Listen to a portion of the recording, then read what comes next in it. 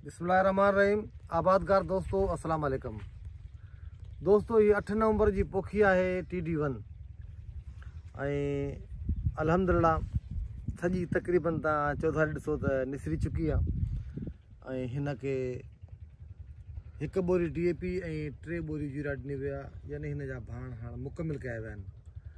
Nitrogen जूं 3 बोरियूं ऐं DAP जी 1 बोरी, उन खां अलावा जेको आहे सो गंदगाह में जो आहे बक्ट्रल ऐं एटलांटिस गॾे उहे स्प्रे कया विया आहिनि।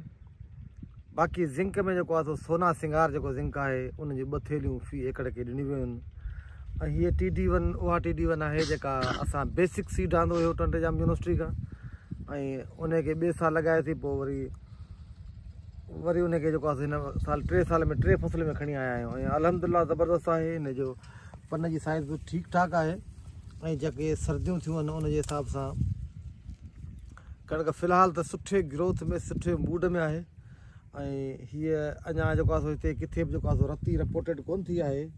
बाक़ी इहो जेको ब्लैक थ्रिप्स या एफिड जंहिंखे पाण ॿियनि लफ़्ज़नि में चऊं था, उहो कणिकुनि ते जिथे किथे आहे, पर जेकॾहिं उस वधीक लॻी त इंशाअल्लाह ताला उहो पाणे मरी वेंदो, उनजे स्प्रे करण जी का ज़रूरत कोन्हे को। ऐं TD1 उहा जिन्स आहे जेका तव्हांखे पहिरीं बि असां ॿुधाईंदा हलंदा आहियूं त 120 ॾींहंनि में पचे थी। 70 ॾींहं हिन जा मुकमल थी चुका आहिनि, बाक़ी हिनखे 50 ॾींहं पचण में आहिनि। जेके हिते अब्बास फार्म ते 200 एकड़ कणिक लॻल आहे, उन में सभ खां पहिरीं मुंहिंजे ख़्याल में त हीअ ई लहंदी।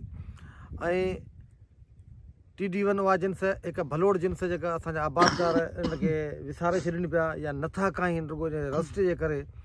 हीअ हिकिड़ो त तकड़ी लहंदी आहे, ॿियो त हिन जो जेको अन्न या अटो आहे खाइण में, इहो ॿियनि कणिकुनि सभिनी खां बहितर आहे। जंहिं को बि माण्हू हिन जे अटे खाइण जो आदी हूंदो त उहो उनखे हरू जेका था ॿी जिन्स जो जेको आहे सो अन्न या अटो जेको आहे सो न वणंदो। उन करे हिन जिन्स खे छॾे ॾियणु वॾी ग़लती आहे। हर आबादगार जेको पंहिंजी ॿनी काए थो, घटि में घटि बि 4 एकड़ खाइण जे लाइ TD1 जेका आहे उनखे लॻाइणु घुरिजे। हिकिड़ो त तकड़ी लहे थी, ॿियो त तव्हां वोण बि वरी तकड़ा उन ॿनी में हणी सघो था। नंबर ॿी ॻाल्हि त हिन में किरण जो बि चांसिस घटि हूंदियूं आहिनि, छो जो हिन जो कदु एतिरो डिघो कोन थींदो आहे।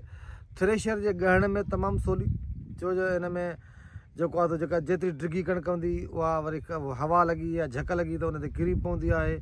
उन खां पोइ उन्हनि जो अन्न बि एतिरो को बहितर कोन्हे को, मार्केट में सुठी विकामे थी। माण्हू आम तौर ते खाइण वारा जेके आहिनि, हीअ जेतिरी बि TD1 असां खाईंदा आहियूं, सची पुछो त उहे असांखां जेके शहर जा माण्हू आहिनि फ़ोन करे पुछंदा आहिनि, यार आपके पास TD1 तो हमें खाने के लिए कोई 10 बोरी, कोई 20 बोरी, 25 बोरी ईअं वठंदा रहंदा आहिनि। यानी तव्हांखे दुकान ते खणी वञण जी जेको आहे मोहताजी करणी कोन पवंदी। बहितरीनु जिन्स आहे ऐं असां उमेदु कयूं था त अलाह ताला जेको आहे सो हिन मां बहितर पैदावार ॾींदो। ऐं मुंहिंजी ज़िंदगी एतिरी जेका थी आहे, हिन में जेकॾहिं 70 या 72 मण असां पैदावार कई आहे, उहा बि TD1 मां कई अथऊं, ॿियनि जिन्स मां कोन कई अथऊं। ऐं तमामु भलोड़ जिन्स आहे। ऐं सी जे करे हीअ 15 फेब्रुआरी ताणी हली वियो सुठे नमूने सां, त हीअ बहितर लहंदी ऐं इंशाअल्लाह ताला सुठी पैदावार ईंदी। तव्हां दोस्तनि जी वॾी महिरबानी।